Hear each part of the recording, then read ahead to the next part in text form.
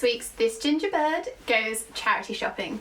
Today I'm going to focus on sizing. So in my last episode about vintage, you can look it up, I touched a little bit on sizing. So today I'm going to go into it in a lot more depth. Firstly, when you are in a charity shop or a vintage store or eBay or anything like that, use the sizes on the garments as more kind of guidelines. We all know, even on the high street, sizes vary from retailer to retailer, and even different batches of the same product can vary in size. So, as I said, sometimes take it with a little bit of a pinch of salt. So when you are in a charity shop or a vintage store or anything second-hand, look through all of the items, even if it says a size 8 rail or if it says a size 20 rail, just give it a look. You never know whether that size that's on that garment is actually true to your size. One thing I will say is don't get hung up on sizing. If it is a slightly bigger size than what you normally have, please don't let it put you off. It's just because it's vintage size and it's just because it's different. Please, please, please do not let it alter your state of mind or how fabulous you feel. Clothing is about how it makes you feel, and if you look fabulous and feel fabulous, that's all that matters. Forget about that little number in the back neck. So always look through all the garments, and if there's something to like, there are a few things you can do to see if it fits you.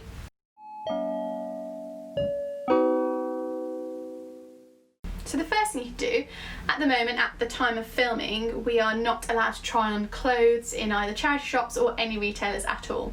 So what I've done is I have used a tape measure and measured myself, just so I know my measurements, and I've measured some of my clothes as well. And then take a tape measure with you into the shops to see if they fit. And then the next thing you can do is have an understanding about vintage sizing, which I am going to hopefully clear up a little bit.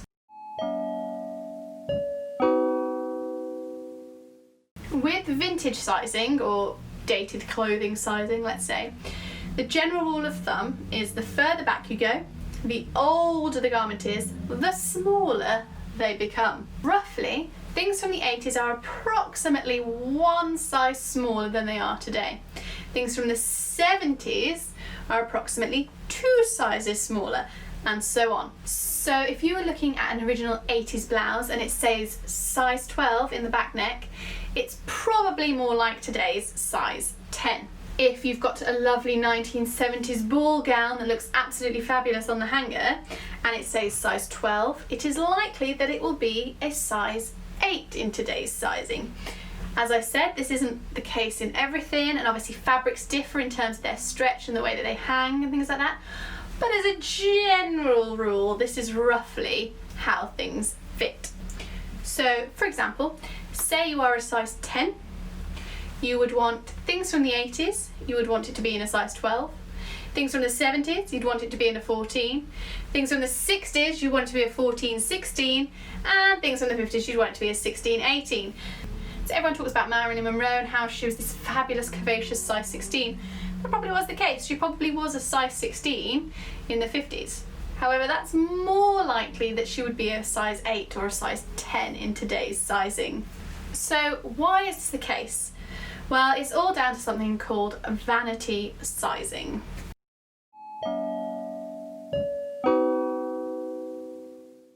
So this is the phenomenon of the same normal sizing becoming bigger in physical size. So a size 10 now is much bigger than what a size 10 was 20, 30, 40, 50 years ago.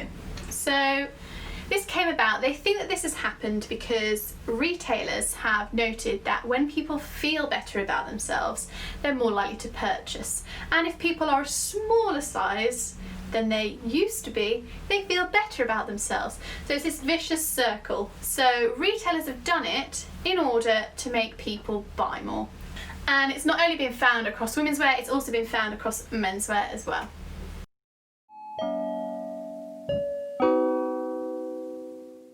So we talked about vintage versus current sizing. Also in charity shops and sometimes secondhand, they have American sizing and they have European sizing as well. So just to clear up those, so in terms of European sizing, a 40, so if it says 40 in the back neck, that roughly equates to a size 12. So a 38 is a size 10, a 36 is a size 8, and so on.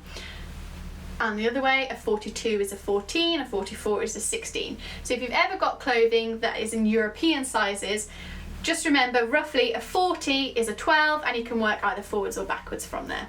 And also US sizing is different again. All we need to know is that roughly a UK size 12 is approximately a US size 10. So they are approximately one size smaller. If you are a UK 10, it is likely that you are a US 8, and so on, and it works backwards like that. And then finally, footwear, shoes. If you are a UK size 5, that is a 38 in European sizing, or it is a size 7 in US sizing. But as I said, if you're not sure, buy it, take it home, try it on, and you never know. Or use your measuring tape, see if that will help. As I said, please, please, please don't get bogged down by the number in the back neck. It's all about how you feel, how you look, and if it makes you feel great and it looks fantastic, it doesn't matter what size it says. Thank you so much for watching this week's episode of This Ginger Bird Goes Charity Shopping. Please don't forget to like, share and subscribe, and check out all of my other videos. You can also follow me on Instagram at This Ginger Bird. Thanks again for watching, and I really hope you enjoyed it, and I'll see you next time.